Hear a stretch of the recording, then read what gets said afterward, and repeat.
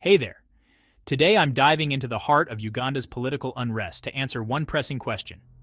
Thousands of young Ugandans, inspired by similar movements in Kenya, have taken to the streets of Kampala.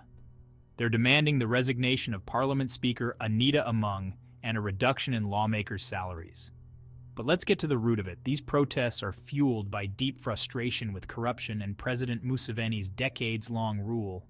Social media has become the battleground for these young activists. Despite the risks, they're mobilizing and challenging the status quo, demanding accountability and transparency. But the government's response, swift and harsh. Riot police, tear gas, arrests. Even with this crackdown, the spirit of protest isn't dead. Opposition leaders like Bobby Wine are championing the cause, and human rights organizations worldwide are voicing their concerns. Museveni, who has been in power since 1986, isn't backing down easily.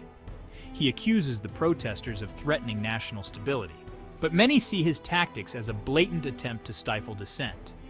The government's narrative of maintaining law and order only seems to fuel the protesters' claims of corruption and oppression. The economic situation in Uganda adds another layer to this complex issue. High unemployment, inflation, and poverty have left many feeling abandoned by their government. The lavish lifestyles of top officials and embezzlement of public funds only add insult to injury. These protests are not just a moment, they are the culmination of years of pent-up frustration. The violent crackdown on peaceful demonstrators has brought international attention to Uganda's crisis. Now, the world is watching. The question remains, will President Museveni yield to the demands for change, or will he cling to power at all costs? The stakes are high, and the outcome will shape Uganda's future. Thanks for tuning in. Share your thoughts on the Ugandan protests in the comments below. And if you enjoyed this, check out our video on the impact of foreign interference in elections.